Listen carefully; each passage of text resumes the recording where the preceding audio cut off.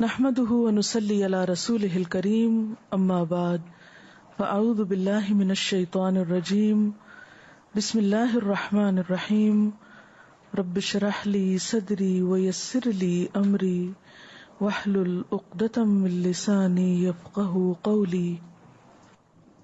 قال رسول الله صلى الله عليه وسلم من كان يؤمن بالله واليوم الآخر فَلْيُكْرِمْ ضَيْفَهُ وَمَنْ كَانَ يُؤْمِنُ بِاللَّهِ وَالْيَوْمِ الْآخِرِ فَلْيَصِلْ رَحِمَهُ وَمَنْ كَانَ يُؤْمِنُ بِاللَّهِ وَالْيَوْمِ الْآخِرِ فَلْيَقُلْ خَيْرًا أَوْ لِيَصْمُتْ.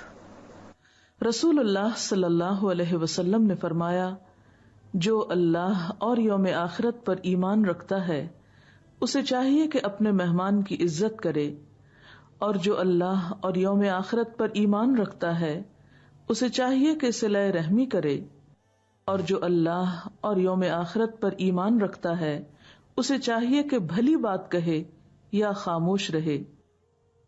من کان یؤمن باللہ والیوم الآخر فلیکرم ضیفہ. میرا سوال آپ سے یہ ہے کہ مہمان کی عزت کا تعلق ایمان سے کیسے ہو گیا؟ مہمان کی عزت ایمان کا حصہ کیوں ہے؟ اکرام ضیف ایمان سے کیوں ریلیٹ کر دیا، یعنی اس کو ایمان کے ساتھ کیوں ملا دیا گیا؟ ہم جب ایمان کے بارے میں سوچتے ہیں تو ہمارے دل میں کبھی خیال آیا ہے کہ مہمان کی عزت بھی ایمانداری کا تقاضا ہے، ایماندار ہونا ہے؟ کبھی ایمان کی ڈیفینیشن میں مہمان بھی کوئی تشریف لایا ہے؟ پہلی بات ہے کہ ایمان کی جو ڈیفینیشن ہے اس حوالے سے میرے سے بات کیجیے. ایمان کس کو کہتے ہیں؟ دل کا یقین، زبان کا اقرار اور عمل کی تصدیق. لیس الایمان بالتمنی ولا بالتحلی ولکن ہوا ما وقر فی القلب وصدقہ العمل. ایمان کی جو ڈیفینیشن ہے اس میں یہ بات موجود ہے کہ وہ صرف دل کی کیفیت نہیں، وہ صرف زبان کا اقرار نہیں یا زبان کا دعویٰ نہیں، وہ عمل کی بھی تصدیق ہے. اس عمل میں ایک تو اللہ کا حق ہے، جیسے نماز وغیرہ. کیوں کہا گیا جس نے جان بوجھ کے نماز چھوڑی اس نے کیا کیا؟ کفر کیا، ایمان کے مخالف عمل کیا. اور اسی طرح جس نے مثلاً حج نہیں کیا اور اس کو حج کرنے کا خیال بھی نہیں آیا اور اس کے دل میں کوئی تڑپ بھی نہیں آئی، تو اس کے لیے کیا ہے؟ چاہے تو عیسائی ہو کے مرے، چاہے یہودی ہو کے مرے. تو جو عبادات ہیں حقوق اللہ، ان کی نفی کیا ہے اصل میں؟ ایمان کی مخالفت. اسی طرح حقوق العباد میں سے بھی بہت سی چیزیں ایسی ہیں کہ جو ایمان ہی کے پودے سے نکلی ہوئی ہیں، اس کی جڑیں زمین کے اندر ہیں، دل میں اتری ہوئی ہیں، اور اس کا اظہار زمین سے باہر ہے، بلند و بالا. اس کی کئی شاخیں ہیں، 70 سے زائد ہیں. بدع و 70 شعبہ والحیاء من الایمان. ایمان کی 70 سے اوپر شاخیں ہیں اور حیا بھی ایمان کا حصہ ہے. تو اصل بات یہ ہے کہ ہم ایمان کو ایک الگ چیز کے طور پہ نہیں لے سکتے، خانوں میں نہیں بانٹ سکتے. آپ یہ سب انٹر ریلیٹڈ ہیں. آپ یہ نہیں کہہ سکتے اچھا یہ تو ہے ایمان کا خانہ، یہ ہے عبادت کا خانہ، اور یہ فلانا خانہ، اور کسی وقت میں ایک خانے میں کچھ ڈال دیا، کسی میں دوسرے میں. نہیں، ایسا نہیں ہے. یہ سب ایک ہی چیز ہے، نیچے سے اوپر تک ایک ہی ہے. اصلها ثابت وفرعها فی السماء. جڑ مضبوط ہے، شاخیں آسمان تک پھیلی ہوئی ہیں. ٹھیک ہے؟ اور جتنی جڑ مضبوط ہوگی اتنا عمل اچھا ہوگا، کیونکہ جس پودے کی جڑیں کھوکھلی ہوں، جس پودے کی جڑیں کمزور ہوں، اس کے اوپر کیا ایک بلند و بالا مضبوط درخت قائم رہ سکتا ہے؟ اکثر ایسا ہوتا ہے نا کہ بہت سی باتیں ہمیں پتہ ہوتی ہیں، ہمارے عمل میں کوئی نہیں ہوتی. کیوں؟ جڑیں کمزور ہیں. تو جس پودے کی جڑیں مضبوط ہوں اس کا عمل بھی مضبوط ہوتا جاتا ہے. بہت سے لوگوں کو یہ مشکل ہوتی ہے نا کہ عمل نہیں بدل رہا، عمل میں کب آئے گا. تو بات یہ کہ جتنی اس پودے کی نگرانی کریں گے، اس کو وقت پہ پانی دیں گے، زائد بھی نہیں دیں گے، تھوڑا بھی نہیں دیں گے، اتنا ہی وہ پھلے پھولے گا، اس کو ماحول ملے گا، اسے روشنی ملے گی، اسے غذا ملے گی. کچھ غذا زمین سے ملے گی، کچھ غذا فضا سے ملے گی، کچھ سورج سے ملے گی، کچھ ہوا سے ملے گی. ٹھیک ہے نا؟ یاد رکھیں غذا صرف زمین سے نہیں ملتی. پودے کو غذا صرف زمین سے نہیں ملتی، کہیں اور سے بھی ملتی، سن لائٹ سے بھی ملتی، ہوا سے، فضا سے. اچھا یہاں ایک بڑا اہم نقطہ ہے سمجھنے کا، اور وہ کیا ہے کہ ایمان کی مضبوطی کے لیے صرف علم کافی نہیں. علم کو اگر آپ بارش کہیں یا علم کو اگر آپ پانی کہیں تو صرف کتابیں پڑھ پڑھ کے، کلاسیں اٹینڈ کر کر کے اور علم کا ذخیرہ اکٹھا کر کر کے، تربیہ کی کلاسیں ہو کے پودا مضبوط نہیں ہوتا. اس سے تو بعض اوقات وہ زائد پانی پہ بہنے لگتا ہے. صرف علم کافی نہیں، صرف علم کی مجلسیں بھی کافی نہیں. اچھے دوستوں کی کمپنی، اچھا ماحول، بصیرت، دوسروں کا وزڈم. کیونکہ آپ نے دیکھا ہوگا کہ جو لوگ صرف کتابی کیڑے ہوتے ہیں وہ عموماً عملی زندگی میں کچھ خاص کام نہیں کر سکتے، عمل کے کورے ہی ہوتے ہیں. اور جن لوگوں کی زندگی میں اعتدال ہوتا ہے، کتاب بھی ہوتی ہے، انسان بھی ہوتے ہیں، ماحول بھی ہوتا ہے. اٹس ویری امپورٹنٹ کہ how you carry your self. آپ اپنے آپ کو کس طرح کسی بھی مقام اور کسی بھی موقع پر کس انداز میں پیش کرتے ہیں. آپ کا اٹھنا بیٹھنا کاؤنٹ کرتا ہے، آپ کا ہنسنا بولنا مسکرانا سب کچھ کاؤنٹ کرتا ہے. تو ایمان جو ہے وہ تو ایک بیج ہے. بیج ایکولی نیچے اور اوپر بڑھتا ہے، اور ایک اچھے پودے کے بڑھنے کے لیے صرف پانی دینا کافی نہیں، اس کے لیے اوپر کا ماحول. اور پھر آپ دیکھیں کہ جو اچھا پودا ہوتا ہے نا، اور جس کو ایک بلند مقام مل جاتا ہے، اس کے لیے تو کیا بھی کافی ہو جاتا ہے؟ فطل، شبنم بھی کافی ہے، اوس بھی کافی. بعض اوقات میں دیکھتی ہوں کہ کچھ جگہوں پہ ایسے پودے یا خوبصورت گھاس اگی بھی ہوتی ہے، تو پانی نہیں بھی ہوتا تو بعض اوقات کافی دن سروائیو کر بھی جاتے ہیں. تو اس میں سوچتی ہوں کہ بارش بھی نہیں ہوئی، پانی بھی نہیں دیا، کیسے سروائیو کر گئے؟ تو پھر مجھے خیال آتا کہ یہ شبنم تھی. تو جو اچھے پودے ہوتے ہیں ان کے لیے رات کو پڑنے والی اوس بھی کافی ہو جاتی ہے، تھوڑا علم بھی بہت ہو جاتا ہے، تھوڑی تھوڑی پھوار بھی پڑتی رہے تو بہت فائدہ ہو جاتا ہے ان کو، وہ سروائیو کر جاتے ہیں. لیکن کچھ پودے جن کے اپنے اندر کوئی جان نہیں، وہ نہیں بڑھتے. جو سطح زمین پر ہوتے ہیں، جن کی جڑیں مضبوط نہیں ہوتی، کیونکہ آپ نے دیکھا نا زمین کے اندر بھی تو ایک ویٹنس ہے نا، ایک تری ہے نا. زمین کو اگر آپ کھودنا شروع کر دیں تو تھوڑی دیر کے بعد کیا نکلتا ہے نیچے سے؟ گیلی مٹی آنے لگتی ہے، جس کو ثرا کہتے ہیں. قرآن پاک میں اللہ تعالیٰ فرماتے ہیں وَمَا تَحْتَ الثَّرَى، ثرا کہتے ہیں گیلی مٹی کو. ایک زمین کے اوپر جو ہے وہ خشک ہے، پھر اس کے بعد اندر ایک نیچرل تری یا نمی موجود ہے. تو جن درختوں کی جڑیں مضبوط ہوتی ہیں ان کو کچھ نیچے سے تر مٹی سے غذا مل جاتی ہے، اور کچھ شبنم اوس وغیرہ مل ملا کے کام کر جاتے ہیں، اور وہ سخت موسموں میں بھی ہارڈ شپ برداشت کر لیتے ہیں اور بڑھتے رہتے ہیں، مرتے نہیں ہیں، ختم نہیں ہوتے. لیکن جو پودا ناکارہ ہوتا ہے بذات خود جھاڑ جھنکار ہے، یا پھر یہ کہ وہ جڑیں نیچے نہیں ہیں، تو اس کو یہ چیزیں فائدہ نہیں دیتی. ٹھیک ہے؟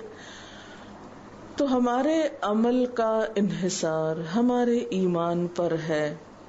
یاد رکھیے، خواہ اکرام ضیف ہو یعنی مہمان کی عزت ہو، خواہ رشتہ داروں سے اچھا سلوک ہو، خواہ اچھی بات کرنا ہو جس میں دوسروں کے لیے تکلیف نہ ہو، یہ سب کچھ ایمان سے جڑا ہوا ہے. جیسا ایمان ہوگا ویسا ہی عمل ہوگا.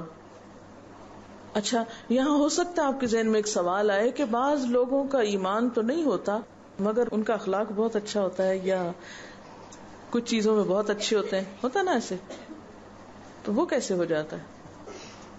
ایمان کے علاوہ بھی کچھ اسباب ایسے ہوتے ہیں جو انسان کو مجبور کر دیتے ہیں. بعض موٹیوز، مفادات، دباؤ، پریشرز ایسے ہوتے ہیں کہ جو انسان کو اچھا بننے پر مجبور کر دیتے ہیں. اور عموماً پھر یہ ایسا ہوتا ہے کہ جب تک وہ موٹیو موجود ہوتا ہے انسان اچھا رہتا ہے، جب وہ موٹیو ختم ہو جاتا ہے تو وہ اچھائی بھی ختم ہو جاتی. تو عموماً وہ ٹیمپریری ہوتے ہیں یا مفادات کے سہارے ہوتے ہیں. آکاش بیل کو دیکھا آپ نے؟ جڑ ہوتی ہے زمین میں اس کی، صرف اوپر اوپر ہی پھیلتی جاتی ہے، جڑ کے بغیر ہوتی ہے آکاش بیل. اور آکاش بیل کیا کرتی ہے؟ جس پودے پہ چمٹ جائے اس کو ختم کر دیتی، خود اس کے اوپر چھا جاتی. ایسا بھی ہوتا ہے کہ بعض اعمال یا بعض موٹیوز جن کے نیچے کوئی بڑی بنیاد نہیں ہوتی، وہ دوسروں کے سہارے یعنی بغیر ایمان کے پھر بعض موٹیوز یا بعض اور اسباب یا وجوہات کی بنا پر وہ پلتے پھولتے رہتے ہیں، بڑھتے رہتے ہیں. لیکن ایسی چیزوں کا بڑھنا اور پھلنا پھولنا بسا اوقات انسانیت کے بڑے فائدے میں نہیں ہوتا. اس میں پھر کیا ہوتا ہے؟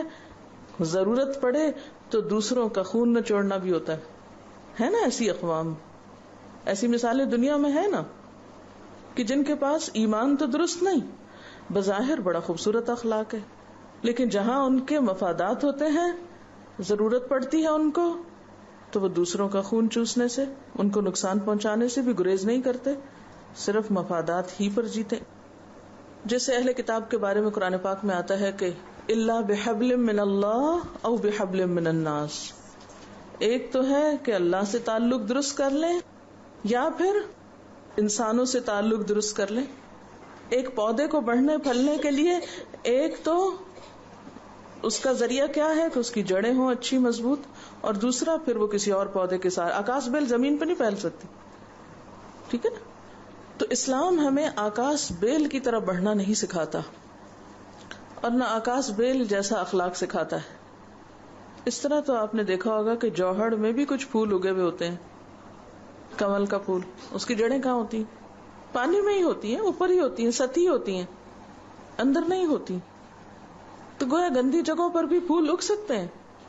ایمان کے بغیر بھی بسا اوقات بظاہر وقتی طور پر اچھے اخلاق کے مظاہرے ہو سکتے ہیں، لیکن عموماً ایسی چیزیں انسانیت کے بڑے فائدے کے لیے نہیں ہوتی. جو کام اللہ کی خاطر ہوتا ہے اس میں انسان کے اندر کوئی لالچ نہیں ہوتا، اس میں انسان کسی سے صلہ نہیں چاہتا، انسان یک طرفہ نیکی کرتا چلا جاتا، اس کی نیکی کی رفتار میں کمی نہیں آتی. دوسرا کچھ بھی کرے وہ اپنی طرف سے نہیں چھوڑتا نیکی کرنا. جب آپ بدلے میں نیکی کر رہے ہوتے ہیں ایمان کے بغیر، ایک نیکی ہوتی ہے نا اللہ کی خاطر نیکی، اور ایک ہوتی ہے کسی مفاد کی خاطر نیکی کہ میں فلاں سے ایسا کروں گا، فلاں کے ساتھ اچھا کروں گا تو میرا فلاں کام بن جائے گا. ایک یہ سبب ہو سکتا ہے.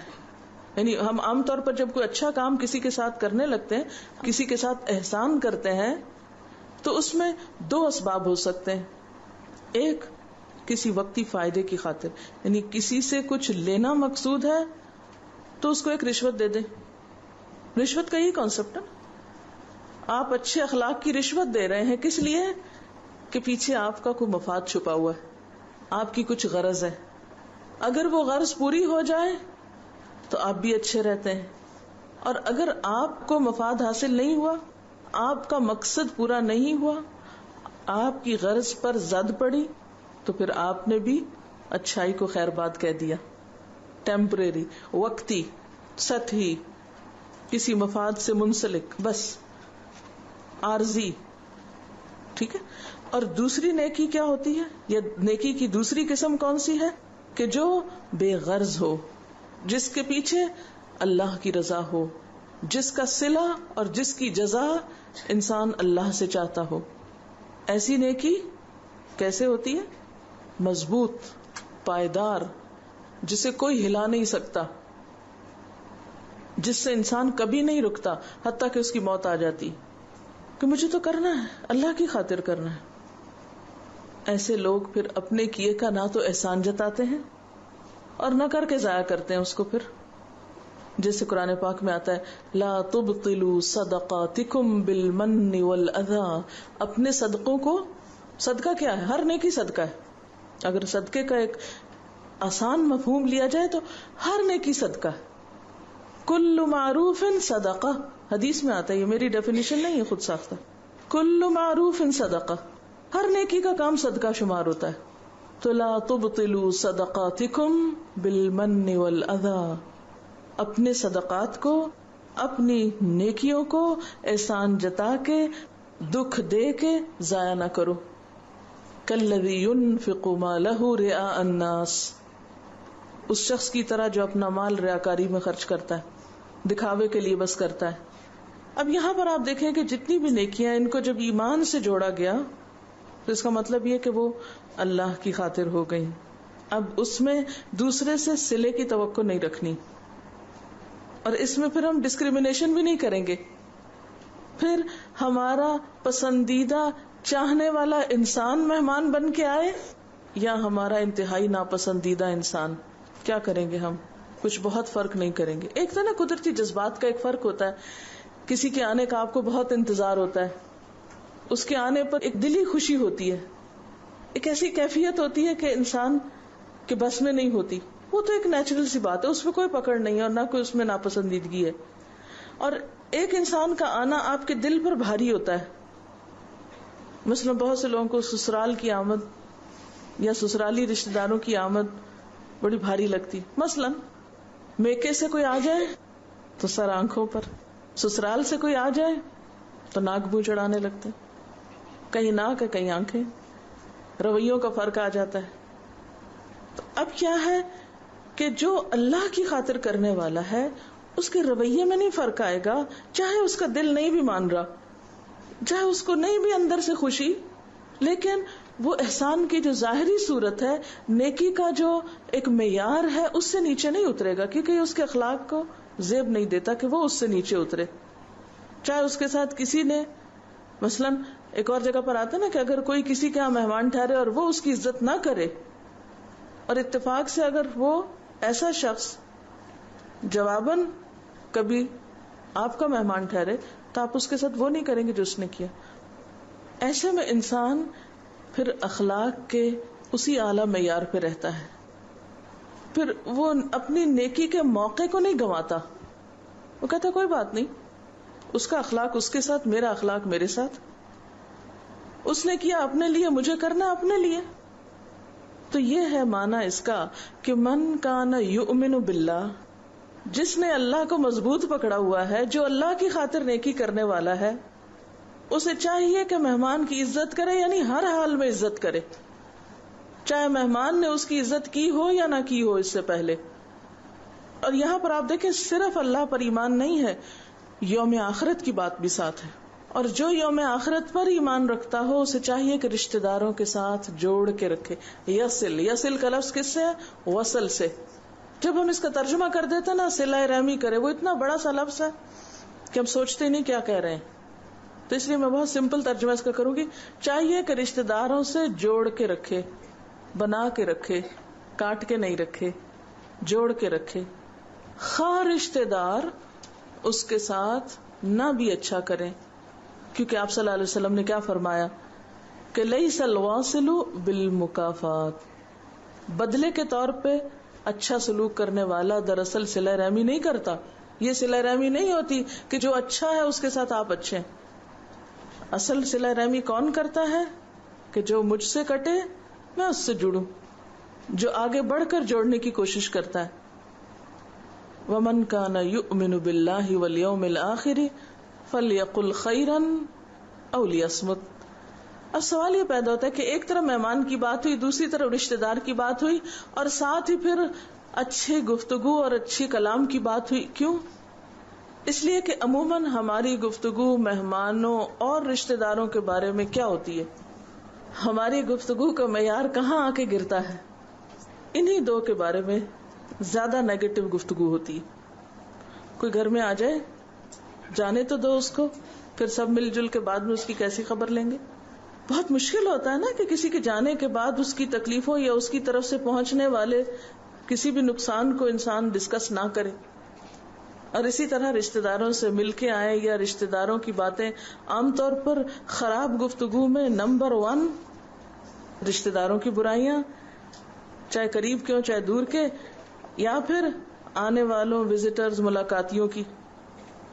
تو جو شخص اللہ اور یوم آخرت پر ایمان رکھتا ہے وہ کیا کرے؟ جب مہمان چلا جائے تو اس کے بارے میں اگر کوئی اچھی بات ہے تو وہ کر لے، نہیں تو چپ رہے. اور اسی طرح رشتہ داروں کے بارے میں اگر کوئی اچھی بات کر سکتا ہے تو کر لے، ورنہ ان کی خراب باتوں کا ذکر نہ کرے، خاموشی اختیار کر لے. یہ ہے اعلی اخلاق، یہ ہے عمدہ اخلاق، یہ ہے انسان کی اصل قدر و قیمت اگر وہ اس پر رہے. عام طور پر یہ بھی ہوتا ہے کہ جب ملاقات وغیرہ ہوتی ہے تو ایک دوسرے کو تانے شانے دیتے ہیں، کوسنے سناتے ہیں، ڈھکی چھپے انداز میں کچھ ذکر کرتے رہتے ہیں. کسی کا ذمہ تو ہم نہیں لے سکتے کہ کوئی کرے تو ہم کیا کریں، ہمیں صرف اپنا ہی ذمہ لینا ہے.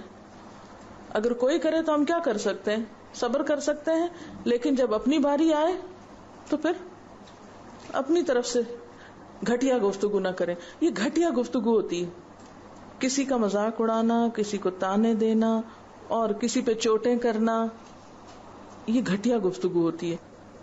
گھٹیا گفتگو کرنے والے خود اپنے معیار کو نیچے کر لیتے ہیں. اس کے پیچھے ایک بڑی بات، ایک بڑی مشکل یہ بھی ہوتی ہے کہ جو چپ رہ جائے، کیونکہ اللہ کے رسول صلی اللہ علیہ وسلم تو فرماتے ہیں چپ رہ جاؤ، او لیصمت. ہم کیا کہتے ہیں، یہ کیا سمجھتے ہیں جو چپ رہے وہ بڑا بے وقوف ہے، وہ تو انتہائی بدو ہے، اس کو تو جواب ہی نہیں دینا آتا، وہ تو اللہ میاں کی گائے ہے.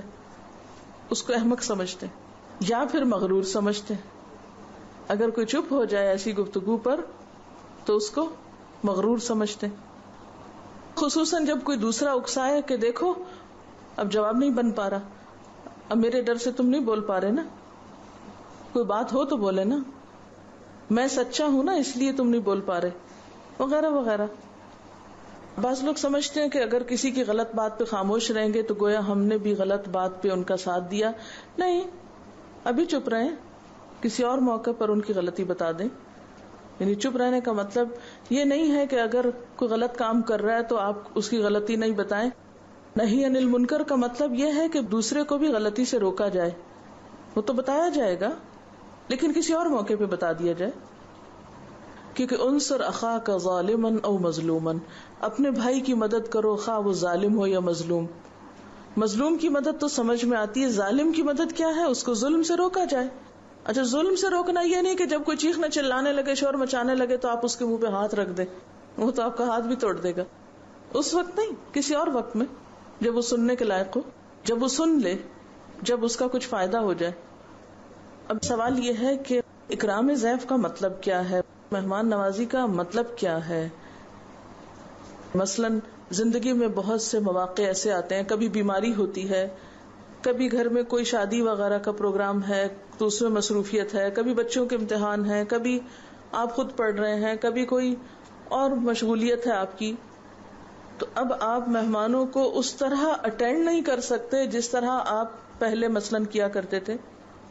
تو اس سلسلے میں یہ سمجھنا بے حد ضروری ہے کہ اکرام کا مطلب کیا ہے، عزت دینے کا مطلب کیا ہے. عزت دینے میں پہلی بات تو یہ کہ ان کے آنے پر ناگواری کا احساس نہ ہو. جیسے ہم عام طور پہ کہتے ہیں مہمان بلائے جان. اب یہ جملہ جو ہے کوئی اسلامی اخلاقی جملہ نہیں ہے، یعنی کسی کو بلائے جان کہہ کے پکارنا. چاہے آپ کے دل میں کوئی مشکل پریشانی یا تکلیف ہے بھی، اپنے منہ سے ایسی باتیں نہ نکالیں. تو اکرام میں پہلی بات تو یہ ہے کہ دوسرے کے پیچھے یا آنے پر یا سامنے ناک بو نہ چڑھائیں. آپ اچھے طریقے سے دوسرے پہ واضح کر سکتے ہیں، معذرت کر سکتے ہیں، ایکسپلین کر سکتے ہیں اپنی پریشانی یا مجبوری یا کوئی بھی چیز جو آپ کے لیے رکاوٹ بنی ہوئی ہے دوسرے کو ٹائم دینے میں یا اس کے ساتھ بہت اچھا معاملہ کرنے میں، تو آپ اس پر واضح کر سکتے ہیں. یعنی بد اخلاقی سے پیش نہ آئیں، بدتمیزی نہ کریں، بیزاری کا اظہار نہ کریں، اور اسی طرح ناروا گفتگو نہ کریں، جو خاص طور پر اس حدیث کے آخر میں آتی ہے بات. دوسری طرف آپ دیکھیے کہ مہمان نوازی میں یہ بھی تو آتا ہے نا کہ مہمان کا حق 3 دن تک ہوتا ہے، جس میں پہلا دن تو انعام کا دن ہے، یعنی پہلے 3 دن ایک طرح سے انعام کا ہے، اور اس کے بعد وہ شخص بالکل گھر والوں کی طرح ہو جائے گا. اس کا مطلب نہیں گھر والوں کی طرح ہو جائے تو اس کے ساتھ اس کی بے عزتی بے شک شروع کر دیں، نہیں، یا لڑائی شروع کر دیں. مطلب یہ ہے کہ جیسے عام اپنے گھر میں عام طور پر آپ لوگ مل جل کر رہتے ہیں، اسی طرح ان کے ساتھ مل جل کر رہیں. اسی طرح قرآن پاک میں ہمیں یہ تعلیم دی گئی ہے کہ اگر آپ کسی کو اٹینڈ نہ کر سکتے ہوں اور اس کو آپ بتا دیں تو اسلامکلی آپ کے اوپر کوئی گناہ نہیں ہوگا اور وہ مہمان کی تکریم کے خلاف نہیں ہوگا. وَإِذَا قِيلَ لَكُمُ ارْجِعُوا فَارْجِعُوا هُوَ أَزْكَىٰ لَكُمْ. جب تم سے کہا جائے کہ واپس چلے جاؤ تو واپس چلے جاؤ، وہ تمہارے لیے زیادہ پاکیزہ بات ہے، زیادہ بہتر ہے، بجائے اس کے کہ جھجک میں نہ بتاؤ دوسرے کو کہ تم اس وقت کس مصروفیت میں ہو اور پھر اس کو توجہ بھی نہ دو اور پھر تعلقات خراب ہوں. تو اس سے بہتر ہے کہ اس کو بتا دو. مثلاً کسی نے مجھے فون کر کے کہا کہ میں فلاں تاریخ کو آپ کے پاس آنا چاہتی ہوں، کسی دوسرے شہر سے کال تھی. میں نے کہا میں اس تاریخ کو یہاں نہیں ہوں گی، آپ اس کے بعد کوئی تاریخ طے کر لیں پھر آپ آ جائیں. کیا مجھے نہیں کہنا چاہیے تھا؟ نہیں. میں کہتی ہائے اس نے پہلی دفعہ آنے کا کہا ہے تو میں اب اسے کیسے نہ کروں، تو میں اپنا پروگرام کینسل کر دوں. کیسے کینسل کر سکتی ہوں جبکہ میرے پروگرام کے ساتھ اور سینکڑوں لوگوں کا پروگرام بندھا ہوا ہے. تو مجھے صاف واضح لفظوں میں دوسرے کو بتا دینا چاہیے کہ فلاں تاریخ کو میری یہ مشغولیت ہے، میں معذرت خواہ ہوں کہ اس تاریخ کو میں آپ کو اٹینڈ نہیں کر سکوں گی، آپ اپنا پروگرام اس کے بعد رکھ لیجئے. کیا اسلام نے ہمیں یہ نہیں سکھایا کہ دوسروں کے گھر جانے سے پہلے کیا کرو؟ اجازت لو. یعنی آپ کسی دوسرے شہر سے آ رہے ہو، نہ آپ نے اطلاع دی، نہ آپ نے اجازت لی، نہ آپ نے پوچھا، تو آپ نے دوسرے کو ایک آزمائش میں مبتلا کر دیا. اور خصوصاً اگر کوئی شخص ایسا ہے کہ جس کی اور بہت سی ذمہ داریاں ہیں گھر کے علاوہ بھی. ایک تو یہ نا کہ عام طور پر گھر میں خواتین ہوتی ہیں، چلے آ بھی گئے تو کوئی بات نہیں. اسی طرح کیا منع نہیں کیا گیا کہ عین کھانے کے وقت کسی کے گھر میں نہ داخل ہو؟ یہ بھی تو اسلامی اخلاق ہے نا. اجازت لے کر جانا ضروری ہے. پھر ایسے وقت میں نہ جہاں اللہ یہ کہ ایمرجنسی ہو، تو پھر ایمرجنسیز کو تو سب ایک دوسرے کے ساتھ ڈیل کرتے ہیں. ایمرجنسیز میں تو سب ایک دوسرے کی رعایت رکھتے ہیں. جو کو خدا نخواستہ بیمار ہو گیا، کسی کو مدد چاہیے، کسی کو کوئی ایسا مشورہ کرنا ہے، یا آپ ایک گھر میں رہتے ہیں تو اس میں آپ کا کھلا عام میل جول ہے، تو وہ اس میں ہر وقت اجازت کی ضرورت نہیں ہوتی. لیکن اگر آپ کسی دوسرے علاقے سے، دوسرے شہر سے، دوسرے ملک سے آ رہے ہیں تو دوسرے کی رعایت رکھ کے جانا ہوگا. اکرام کا مطلب یہ نہیں ہے کہ آپ صرف فضول فالتو بیکار باتیں کیے جائیں بیٹھے رہیں، پھر ہر تھوڑی دیر کے بعد پوچھے اچھا اور کیا حال چال ہے. یہ تو اپنا بھی وقت ضائع کرنا اور دوسروں کا بھی ضائع کرنا ہے. ٹھیک ہے نا. تو اس میں آسان طریقے سے. اور پھر یہ ہے کہ اگر آپ اپنے اوقات مقرر کریں گے تو دوسروں کو بھی پتہ چل جائے گا کہ آپ کے اوقات کیا ہیں. مثلاً ہماری ایک اسٹوڈنٹ تھی، انہوں نے اپنی روٹین بتائی کہ ہمارے سب رشتہ داروں کو، دوستوں، عزیزوں، سب کو پتا ہے کہ ہم رات 9 بجے کے بعد سو جاتے ہیں. شروع میں لوگوں نے مائنڈ کیا، پھر سب کو پتا چل گیا. اب سب ہمارا بلکہ احترام کرتے ہیں کہ ہاں اس کے بعد ان کے گھر نہیں جانا. میرا خیال ہے بعض اوقات ہم خود بھی دوسرے پہ واضح نہیں کرتے کہ ہماری مصروفیت کیا ہے، تو اس سے مس انڈرسٹینڈنگ ہوتی. کیونکہ جب آپ ان کے ساتھ بیٹھے ہیں، آپ ان سے ان کے حال پوچھئے، ان کو اپنا حال بتائیے، وہ کیا کرتے ہیں اس میں دلچسپی لیجیے، اور اس کے ساتھ آپ اپنے حالات ان پر رکھیے کہ آپ پڑھ رہے ہیں، آپ کو پڑھنے کا کتنا فائدہ ہو رہا ہے اور کیا سیکھ رہے ہیں. اپنی مشغولیات، اپنی دلچسپیاں ان کے سامنے ذکر کریں تو انشاءاللہ تعالی ایک انڈرسٹینڈنگ ڈیولپ ہوگی. قرآن پاک کی ایک آیت ہے کہ یا ایھا الذین آمنوا قولوا قولا سدیدا یصلح لکم اعمالکم ویغفر لکم ذنوبکم. اے لوگو جو ایمان لائے ہو، کیا کرو؟ قولوا قولا سدیدا، درست بات کیا کرو، سیدھی بات کیا کرو، اسٹریٹ فارورڈ رہا کرو. اللہ تمہارے حالات کی اصلاح کر دے گا اور تمہارے گناہوں پہ معافی کا پردہ ڈال دے گا. ہم بات سیدھی نہیں کرتے. بعض اوقات ہماری بہت سی مشکلات وہاں سے شروع ہوتی ہیں جب ہماری باتوں میں الجھن ہوتی ہے. ہمارے دل میں کچھ ہوتا ہے، ہماری زبان پہ کچھ ہوتا ہے. نہ ہم صاف گوئی سے کام لیتے ہیں، نہ سچی بات کرتے ہیں، اور نہ ہی کھل کے کسی کو اپنا مسئلہ بتاتے ہیں یا اس کے ساتھ شیئر کرتے ہیں. اس سے پھر بہت سی مشکلات پیدا ہوتی ہیں. صحابہ کرام کی اگر زندگی کے حالات پڑھیں تو سب سے بڑی چیز جو مجھے اٹریکٹ کرتی ہے ان کی زندگیوں میں ایک سادگی. اور یہ سادگی صرف یہ نہیں کہ سادہ کپڑے پہننا سادگی ہوتا ہے، گفتگو میں، معاملے میں، اور ان کا اسٹریٹ فارورڈ ہونا، سیدھی بات کرنا. ہم لوگ سیدھی بات نہیں کرتے، اس سے بہت سی مشکلات پیدا ہوتی ہیں. چند ایک باتیں میں آپ کو بتا دیتی ہوں کہ مثلاً کیا چیزیں ہو سکتی ہیں. مہمان کی عزت میں جن چیزوں سے بچنا چاہیے، نمبر 1 تو تنگ دلی ہے کہ دل تنگ ہونے لگے، اب یہ آ گئے ہیں، اب ان کو کھانا کھلانا پڑے گا، ہمارا بجٹ الٹ جائے گا، یا یہ ہے کہ ہمارا وقت ضائع ہو جائے گا. اسی قسم کی کوئی بھی چیز یعنی دل کی تنگی، اس سے بچنا چاہیے. نمبر 2، بے رخی، پرواہ نہ کرنا. بعض لوگوں کا حال یہ ہوتا ہے کہ آپ کے سامنے کھانا بھی لا کے رکھ دیں گے، آپ کو بستر بھی بہت اچھا دے دیں گے، لیکن نہ آپ کے پاس بیٹھیں گے اور نہ سیدھے منہ بات کریں گے. انسان کو ایسا محسوس ہوتا ہے جیسے کوئی چور بن کے داخل ہوا ہے، کہیں کوئی مجرم ہے. پھر اسی طرح سرد مہری، اس سے بھی بچنا چاہیے. یعنی پاس بیٹھے بھی ہوں گے تو بات نہیں کریں گے. کس طرح؟ یعنی ایک کولڈنس کا رویہ، اس میں کوئی مسکراہٹ نہیں، کوئی بات نہیں، کچھ نہیں، بس ایک بیریئر ہے، ایک حجاب ہے دونوں کے درمیان. اسی طرح ماتھے پہ بل ڈال کے بات کرنا، منہ موڑ کے بات کرنا، یہ سب چیزیں دوسرے کی بے عزتی میں شامل ہیں، اکرام ضیف کے خلاف ہیں. تو کرنا کیا چاہیے؟ وہ کام جس سے دوسرا راحت محسوس کرے، خندہ پیشانی سے پیش آنا، خوش اخلاقی سے. پھر اسی طرح یہ کہ کھانے پینے کا اپنی حیثیت کے مطابق انتظام کرنا. عام طور پہ ہمارے ہاں اپنی شان یا اپنا نام بڑھانے کے لیے بعض اوقات مہمان کو بیمار کیا جاتا ہے. یعنی اتنے کھانے پکا کے رکھیں گے. ایک دفعہ کہیں جانا ہوا میرا تو انہوں نے بہت سارے کھانے پکا کے رکھے تھے. میں نے ان سے پوچھا یہ کھانا پکانے میں آپ کو کتنا وقت لگا؟ کہنے لگی 3 دن لگے ہیں. میں نے وہیں ہاتھ روک لیا. میں نے کہا اس میں سے پتہ نہیں کیا کچھ باسی ہے، اور میں اگر باسی چیز ذرا بھی کھا لوں تو مجھے تکلیف ہو جاتی. اب میرے لیے یہ معمہ تھا کہ اس میں سے فریش کیا ہوگا جو آج ہی پکا ہوگا، چاہے وہ تھوڑا سا ہی کیوں نہ ہو، تو صرف میں وہ لے لوں. میرے لیے وہ جو ڈھیر تھا کھانوں کا، وہ میرے اوپر ایسے تھا جیسے کوئی چیز میرے اوپر آ رہی ہے، وہ دیکھنا بھی برداشت نہیں ہو رہا تھا. یعنی بعض اوقات ہم اکرام یا عزت دینا کس کو سمجھتے ہیں کہ رنگا رنگ کی چیزوں سے میز بھر دی جائے، اتنا کچھ پکایا جائے، چاہے 3 دن لگے، فریج فریزر میں باسی کر کر کے رکھا جائے، پھر اس کو اوپر ٹاپنگ کر کے سجا کے اپنی شان و شوکت کا مظاہرہ کیا جائے، چاہے دوسرا بیمار پڑ جائے یا دوسرا ایک بوجھ تلے دب جائے یا ایک روب میں آ جائے. کیونکہ کوئی بھی چیز جو حد سے بڑی بھی ہوتی وہ دوسرے کے لیے خوشی کا سبب نہیں ہوتی، وہ دوسرے کے لیے تکلیف اور پریشانی کا سبب ہو جاتی. تو اکرام میں یا عزت میں ضروری نہیں کہ بہت زیادہ کھانا کھلایا جائے یا رنگا رنگ کے کھانے کھلائے جائیں.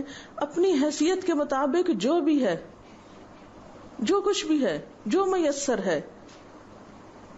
مہمان کے سامنے ایسی باتیں بھی نہیں کرنی چاہیے کہ جس سے اس کو آپ کی بیزاری کی سینس ہو. مثلا وہ آج تو میری ماسی بھی نہیں آئی، اور آج تو فلاں بچہ بھی بیمار ہو گیا اور بڑی مشکل ہوئی، اور یعنی انڈائریکٹلی ایسی گفتگو شروع کر دینا کہ جس سے پتا چلے کہ آپ کا آنا ہمارے لیے وبال جان ہے. یعنی منہ سے یہ کہنے کی بجائے کہ آپ وبال جان ہیں، ایسی باتیں کہی جائیں کہ دوسرا اپنے آپ کو مجرم سمجھنے لگے کہ وہ یہاں اس نے قدم کیوں رکھا. یہ نہیں ہونا چاہیے. پھر اسی طرح یہ ہے کہ استقبال کرنے میں ہونا کیا چاہیے کہ کوئی آئے، استقبال کرنے کے بعد حال چال پوچھے، بٹھائیں، کھانے کو کچھ ہے تو آفر کریں. جیسے حضرت ابراہیم علیہ السلام نے فرشتوں کو ویلکم کیا، بٹھایا اور کھانا لینے چلے گئے. اور اپنی روایت کے مطابق عربوں میں اس وقت سے یہ روایت ہے کہ بنا ہوا بچڑا جو تھا وہ اٹھا کے لے آئے. بکرا نہیں، بچڑا، یعنی گائے کا بچہ جو بکرے سے بھی بڑا ہوگا، کیونکہ ان کے ہاں مہمان نوازی کا بہترین طریقہ ہی تھا. اور آج تک عربوں میں کسی کو بہت اکرام دینا ہوتا ہے تو وہ، ہمارے تو مرغے مسلم ہوتا ہے تو ان کے ہاں بکرا مسلم ہوتا ہے. بعض اوقات سری جو ہوتی ہے نا، اس میں آنکھیں تک ہوتی ہیں، زبان بھی ہوتی ہے.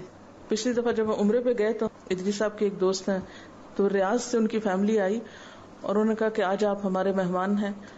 تو وہ کھانا لے کر آئے. اتنے بڑے بڑے ٹرے میں چاول تھے اور چاولوں کے اوپر اسی طرح وہ بکرا رکھا ہوا تھا اور سری بھی تھی اور سری میں آنکھیں اور وہ زبان بھی.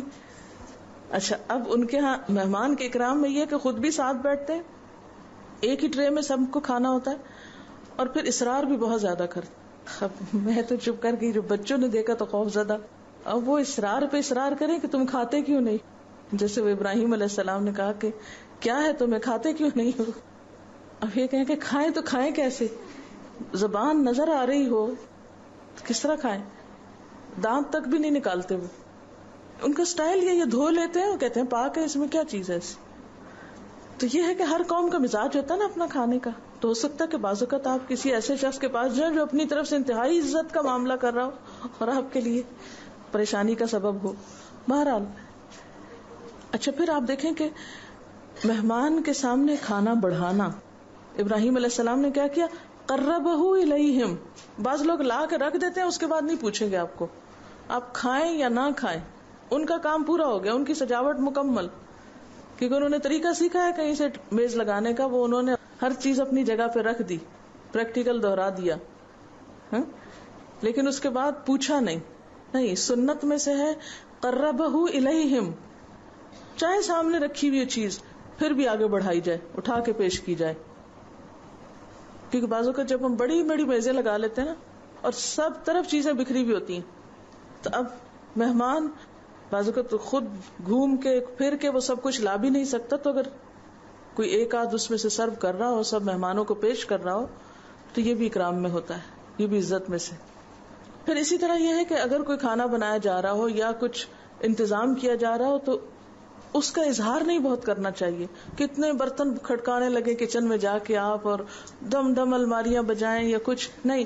ابراہیم علیہ السلام جب لانے کے لیے گئے کچھ تو چپکے سے گئے تھے. فراغ الی اہلہ، یعنی دبے پاؤں گئے، مہمانوں کو نہیں پتا چلا کہ کیا لانے جا رہے ہیں. اب بعض اوقات وہ اندر سے آوازیں آ رہی ہوتی ہیں، وہ فریج سے فلاں چیز بھی نکال لو اور یہ بھی ڈال لو اور وہ بھی کرو، ایک ہنگامہ ہوتا ہے. تو یہ بھی اخلاق کے منافی چیزیں ہیں کہ جو ہے بس خاموشی سے لے آؤ. ان سب چیزوں سے بچنا کیوں ضروری ہے؟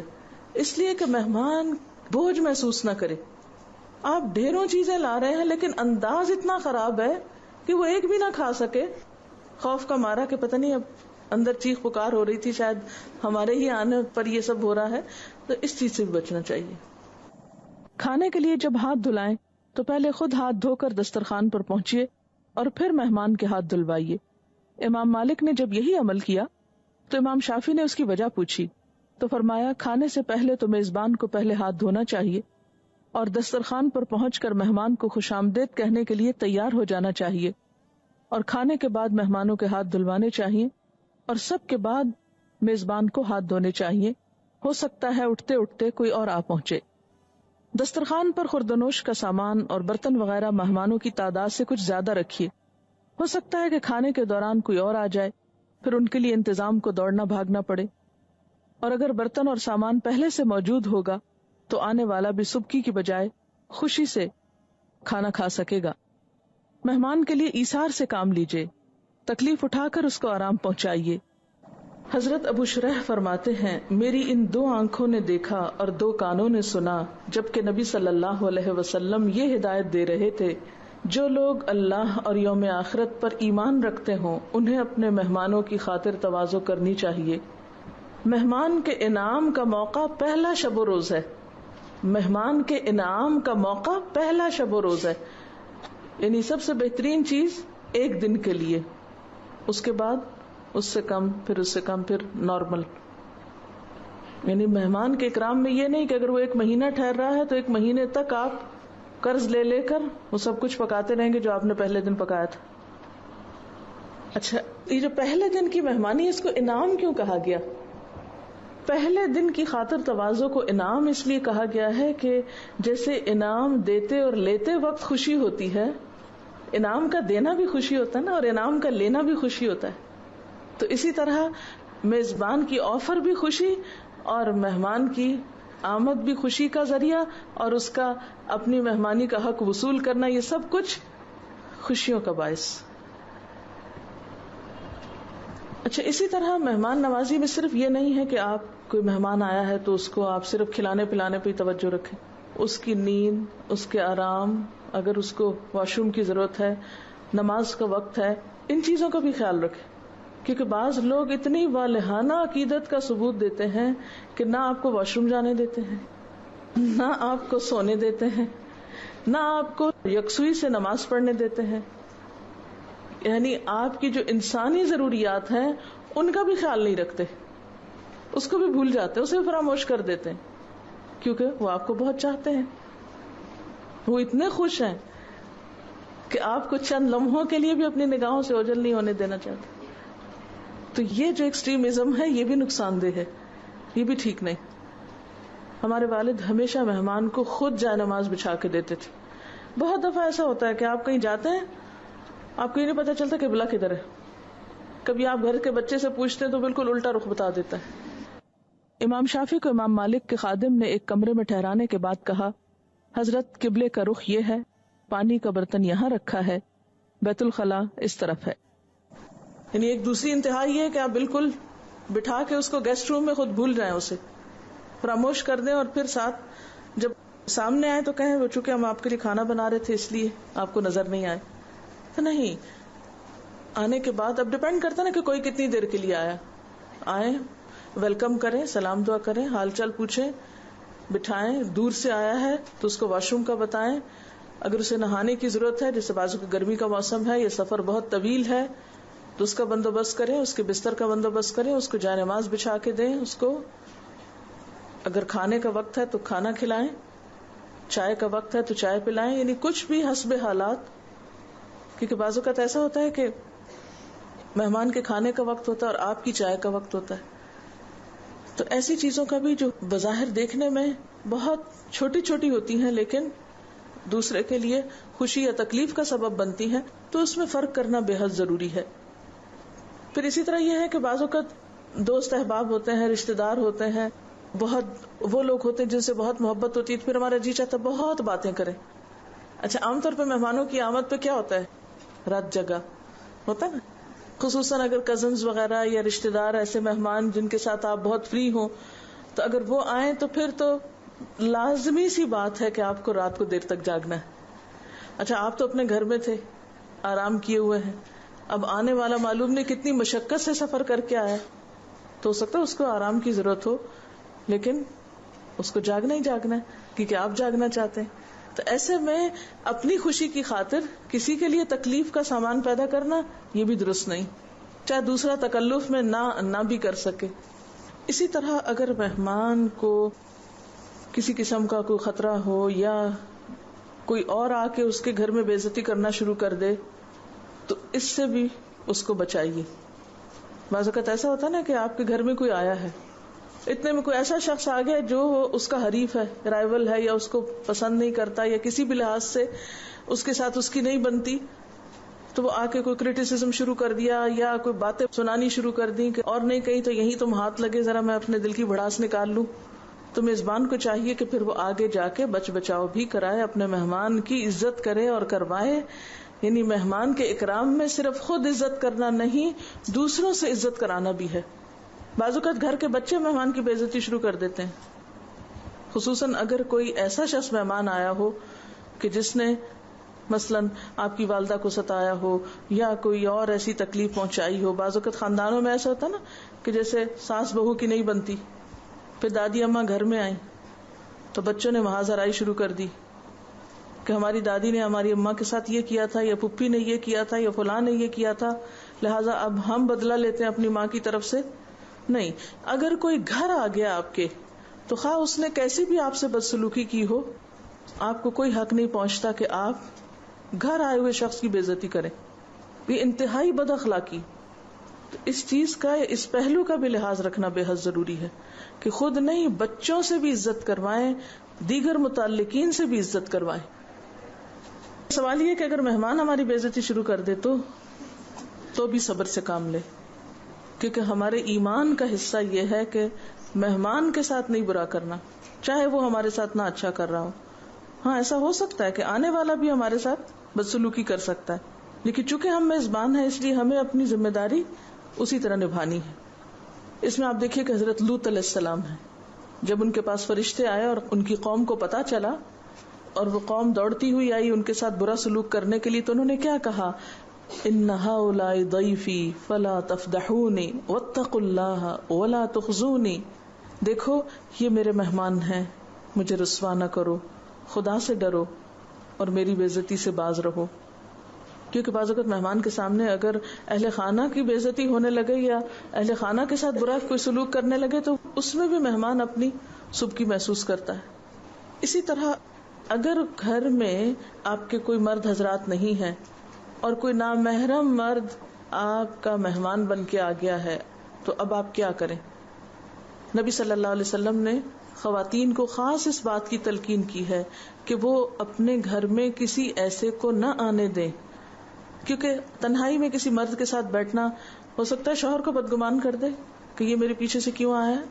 بعض اوقات ایسا ہوتا ہے کہ کوئی دوسرے شہر سے آتا ہے، تو اس صورت میں اگر ممکن ہو اپنے شوہر کو اطلاع کر دیں کہ فلاں شخص آ گیا، آپ گھر پہنچے اور اس کو بھی بٹھائیں۔ اور ہو سکتا ہے گھر میں بچے وغیرہ بھی ہوں، بالکل آپ تنہا نہ ہوں، لیکن اگر آپ بالکل تنہا ہوں تو اس سے معذرت کر لیں کہ آپ 1 گھنٹے تک آ جائیں۔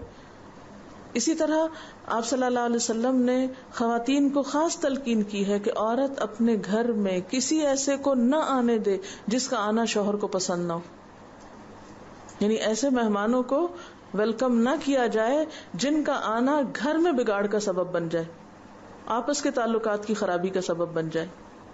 کیونکہ بعض لوگوں کا آنا، اور اس میں ضروری نہیں کہ صرف مرد حضرات ہی ہو سکتے ہیں، اس میں عورتیں بھی ہو سکتی، ایسی دوستیں ہو سکتی ہیں، ایسے رشتہ دار ہو سکتے ہیں کہ جن کے آنے سے گھروں میں پھوٹ پڑتی ہو یا گھر کے حالات خراب ہوتے ہوں، تو ان کے آنے کو بھی منع کیا گیا ہے۔ اس میں آپ دیکھیں کہ آپ صلی اللہ علیہ وسلم نے فرمایا ہے، ریاض الصالحین میں یہ حدیث موجود ہے کہ تمہارے کچھ حقوق تمہاری بیویوں پر ہیں اور تمہاری بیویوں کے کچھ حقوق تم پر ہیں۔ ان پر تمہارا حق یہ ہے کہ وہ تمہارے بستروں کو ان لوگوں سے نہ روندوائیں جن کو تم ناپسند کرتے ہو، یعنی گھر میں کسی ایسے کو نہ ٹھہرائیں، یعنی مہمان نہ بنائیں کہ جو تمہیں پسند نہیں۔ اس میں یہ نہیں کہ صرف مرد حضرات ہیں، اس میں عورت بھی۔ اور تمہارے گھروں میں ایسے لوگوں کو ہرگز نہ گھسنے دیں جن کا آنا تمہیں ناگوار ہو۔ کتنی واضح ہدایت ہے۔ اور سنو، ان کا تم پر یہ حق ہے کہ تم انہیں اچھا کھلاؤ اور اچھا پہناؤ۔ تو یہ بیوی کے فرائض میں داخل ہے کہ وہ ایسے معاملات میں ضرور رعایت کرے اور اس قسم کے گیسٹس کو پھر وہ ویلکم نہ کرے کہ جو گھر میں فساد کا ذریعہ ہوں۔ اسی طرح یہ ہے کہ مہمان کو صرف نوکروں یا بچوں کے سر پہ نہیں چھوڑ دینا چاہیے۔ مثلاً ہم دیکھتے ہیں کہ امام شافعی جب امام مالک کے ہاں بطور مہمان ٹھہرے تو امام مالک نے بہت عزت اور احترام سے انہیں ایک کمرے میں سلایا۔ سحر کے وقت امام شافعی نے سنا کہ کسی نے دروازہ کھٹکھٹایا اور بڑی ہی شفقت سے آواز دی، آپ پر خدا کی رحمت ہو، نماز کا وقت ہو گیا ہے۔ امام شافعی فوراً اٹھے، کیا دیکھتے ہیں کہ امام مالک کے ہاتھ میں پانی کا بھرا ہوا لوٹا ہے اور وہ دروازے پہ کھڑے ہیں۔ امام مالک امام شافعی کے استاد بھی تھے۔ امام شافعی کو کچھ شرم سی محسوس ہوئی، امام مالک نے محسوس کر لیا اور بہت محبت کے ساتھ بولے کہ تم خیال نہ کرو، مہمان کی خدمت تو کرنا ہی چاہیے، یعنی اگر عمر میں یا مرتبے میں کوئی چھوٹا بھی ہے آپ سے تو بھی فرض بنتا ہے۔ اور وہ مشہور حدیث تو آپ نے سنی ہوگی کہ ایک مرتبہ نبی صلی اللہ علیہ وسلم کی خدمت میں ایک شخص آیا اور بولا، حضور میں بھوک سے بےتاب ہوں۔ آپ نے اپنی کسی بیوی کے یہاں کہلایا، کھانے کے لیے جو کچھ موجود ہو بھیج دو۔ جواب آیا، اس خدا کی قسم جس نے آپ کو پیغمبر بنا کر بھیجا ہے، یہاں تو پانی کے سوا اور کچھ نہیں۔ آپ نے دوسری بیوی کے ہاں کہلا بھیجا، وہاں سے بھی یہی جواب آیا، یہاں تک کہ آپ نے ایک ایک کر کے سب بیویوں کے ہاں کہلوایا، سب کے ہاں سے اسی طرح کا جواب آیا۔ اب آپ اپنے صحابیوں کی طرف متوجہ ہوئے اور فرمایا، آج رات کے لیے اس مہمان کو کون قبول کرتا ہے؟ یعنی اسے بھی پتہ چلتا ہے کہ اگر آپ کے پاس مہمان نوازی کے لیے کچھ نہیں تو آپ اپنے کسی دوست، ہمسائے یا رشتہ دار سے بھی مدد لے سکتے ہیں مہمان نوازی کے لیے۔ ایک انصاری صحابی نے کہا، یا رسول اللہ، میں قبول کرتا ہوں۔ انصاری مہمان کو اپنے گھر لے گئے، گھر جا کر بیوی کو بتایا، میرے ساتھ یہ رسول اللہ صلی اللہ علیہ وسلم کے مہمان آئے ہیں، ان کی خاطرداری کرو۔ بیوی نے کہا، میرے پاس تو صرف بچوں کے لائق کھانا ہے۔ صحابی نے کہا، بچوں کو کسی طرح بہلا کر سلا دو۔ جب مہمان کے سامنے کھانا رکھو تو کسی بہانے سے چراغ بجھا دینا اور کھانے پر مہمان کے ساتھ بیٹھ جانا تاکہ اس کو یہ محسوس ہو کہ ہم بھی کھانے میں شریک ہیں۔ اس طرح مہمان نے تو پیٹ بھر کے کھایا اور گھر والوں نے ساری رات فاقے سے گزاری۔ صبح جب یہ صحابی نبی صلی اللہ علیہ وسلم کی خدمت میں حاضر ہوئے تو آپ نے دیکھتے ہی فرمایا، تم دونوں نے رات اپنے مہمان کے ساتھ جو حسن سلوک کیا ہے وہ اللہ کو بہت پسند آیا ہے۔ جسے وہ آتا ہے نا، وَيُؤْثِرُونَ عَلَىٰ أَنفُسِهِمْ وَلَوْ كَانَ بِهِمْ خَصَاصَةٌ۔ بعض اوقات خود بھوکے رہ کے یا خود تکلیف اٹھا کر بھی دوسرے کو خوش کرنا پڑتا ہے۔ یعنی ہم بلنٹلی یہ نہیں کہہ سکتے ہمارے پاس کیا ہے جو ہم کسی کی مہمانی کریں یا ہم کیوں کریں، حضرت ابو الاحوص جشمی اپنے والد کے بارے میں بیان کرتے ہیں کہ ایک بار انہوں نے نبی صلی اللہ علیہ وسلم سے پوچھا، اگر کسی کے پاس میرا گزر ہو اور وہ میری ضیافت اور مہمانی کا حق ادا نہ کرے اور پھر کچھ دنوں کے بعد اس کا گزر میرے پاس ہو تو کیا میں اس کی مہمانی کا حق ادا کروں؟ یعنی جس نے میرا حق نہیں دیا کیا میں اس کا دوں یا اس کی بے مروتی اور بے رخی کا بدلہ اسے چکھاؤں؟ آپ نے فرمایا نہیں، بلکہ تم بہرحال اس کی مہمانی کا حق ادا کرو۔ اسی طرح مہمان سے دعا بھی کروانی چاہیے، یہ اس کو عزت دینے کے لیے، اکرام دینے کے لیے ہوتا ہے۔ حضرت عبداللہ بن بسر کہتے ہیں کہ نبی صلی اللہ علیہ وسلم میرے والد کے ہاں مہمان ٹھہرے، ہم نے آپ کے سامنے ہریسہ پیش کیا، آپ نے تھوڑا سا تناول فرمایا، پھر ہم نے کھجوریں پیش کی، آپ کھجوریں کھاتے تھے اور گٹلیاں شہادت کی انگلی اور بیچ کی انگلی میں پکڑ پکڑ کر پھینکتے جاتے تھے، شہادت کی انگلی اور بیچ کی انگلی سے پکڑتے تھے، یعنی ایک سٹائل ہے نا۔ پھر پینے کے لیے کچھ پیش کیا گیا، آپ نے نوش فرمایا اور اپنے دائیں طرف بیٹھنے والے کے آگے بڑھا دیا۔ جب آپ تشریف لے جانے لگے تو والد محترم نے آپ کی سواری کی لگام پکڑ لی، یعنی مہمان کے لیے گاڑی کا دروازہ بھی کھولنا چاہیے، رخصت کرتے وقت دروازے تک آنا چاہیے، اور درخواست کی کہ حضور ہمارے لیے دعا فرمائیں۔ نبی صلی اللہ علیہ وسلم نے دعا فرمائی، اللہم بارک لہم فیما رزقتہم واغفر لہم وارحمہم، اللہ تو نے ان کو جو رزق دیا ہے اس میں برکت فرما، ان کی مغفرت فرما اور ان پر رحم فرما۔ یہ ہے اکرام ضیف۔ سوال یہ کہ اکثر بہت سارے مہمان آ جاتے ہیں اور آپ ان سب کو اکٹھا نہیں اٹینڈ کر سکتے۔ مجھے اس کا تجربہ میری بیٹی کی شادی کے موقع پر ہوا، تو اس میں میرا کام، باقی تو بہت الحمدللہ مددگار تھے، ہیلپر سے بہت سے کام انہوں نے کیے، لیکن میں نے اپنے ذمے جو کام رکھا وہ یہ تھا کہ میں ڈیلیبریٹلی سوچ سمجھ کر شعوری طور پر ہر مہمان کے پاس تھوڑی تھوڑی دیر بیٹھ کر اٹھ رہی تھی۔ جب ایک دفعہ سرکل مکمل کر لیتی پھر دوسری دفعہ شروع کر لیتی۔ اس میں چونکہ میرے سسرال بھی تھے، میکے والے بھی تھے اور لوگ بھی تھے، تو مسلسل میں اسی پر توجہ رکھے ہوئے تھی کہ کوئی رہ نہ جائے جس کے پاس میں نہ بیٹھوں۔ اور پھر اتفاق یہ ہوا کہ بہت رات ہو گئی، اب لوگ جب سارے بہت دن کے بعد ملتے ہیں تو آپس میں گپ شپ باتیں شاتیں شروع ہوتی ہیں اور چلتی چلی جاتی ہیں، لیکن یہ ہے کہ مجھے یہی تھا کہ سب سے بہترین انٹرٹینمنٹ اس وقت کیا ہے، یعنی اب آف کورس کھانا وغیرہ کھلانے کے بعد کہ اب سب کو ٹائم دیا جائے اور اس میں کوئی ڈسکریمنیشن نہ ہو کہ یہ میرے پیرنٹس اور ان کی فیملی ہے تو ان کے پاس مجھے زیادہ وقت دینا چاہیے اور یہ دوسرے ہیں تو ان کے پاس کم، نہیں، کوئی بھی جو آیا ہو ہر ایک کے پاس بیٹھا جائے۔ اس میں بس نمازوں کے لیے بیچ میں اٹھتی تھی اور باقی وقت تو اس میں آپ خود شعوری کوشش کریں کہ جتنے بھی لوگ آئے ہیں سب سے کچھ نہ کچھ بات ہو جائے، یہ نہیں کہ جو ہمارے پسندیدہ ہیں ان کے ساتھ تو ہم جڑ کے بیٹھ جائیں اور باقی سب کو اگنور کر دیں، یہ نہ ہو۔ اسی طرح مہمانی کے بھی آداب ہیں۔ کسی کے ہاں مہمان جائیں تو حسب حیثیت میزبان یا میزبان کے بچوں کے لیے کچھ تحفے تحائف لیتے جائیں، اور تحفے میں میزبان کے ذوق اور پسند کا لحاظ کیجیے۔ تحفوں اور ہدیوں کے تبادلے سے محبت اور تعلق کے جذبات بڑھتے ہیں اور تحفہ دینے والے کے لیے دل میں گنجائش پیدا ہوتی ہے۔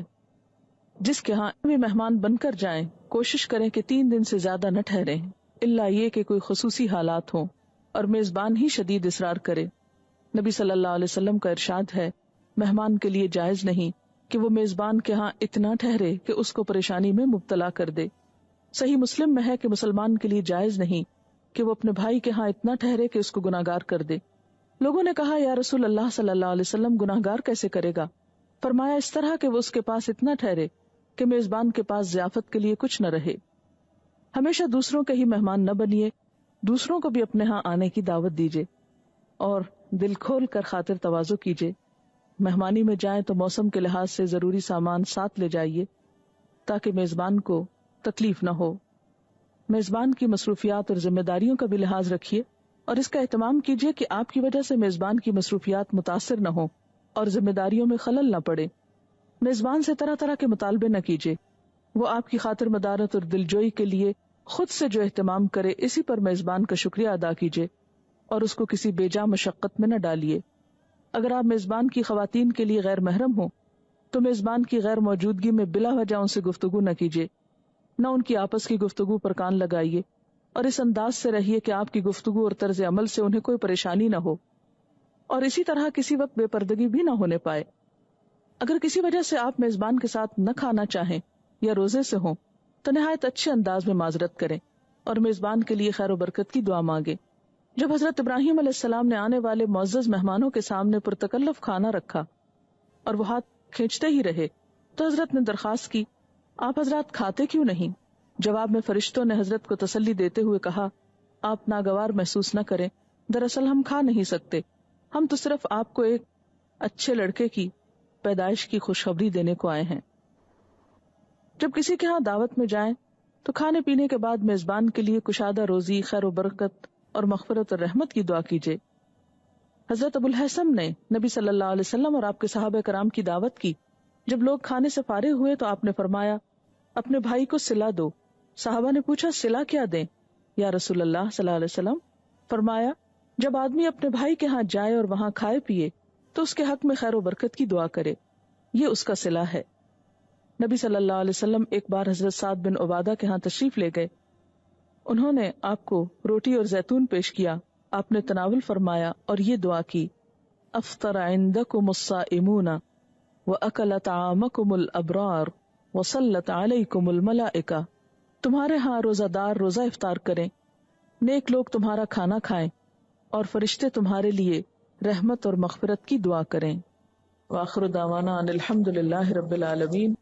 سبحانک اللہم وبحمدک نشہد ان لا الہ الا انت نستغفرک ونتوب الیک۔ السلام علیکم ورحمۃ اللہ وبرکاتہ۔ ویڈیو کے نیچے سبسکرائب کے بٹن پہ کلک کریں، بیل کے آئیکن پہ کلک کیجیے تاکہ ہر نئی ویڈیو کی نوٹیفیکیشن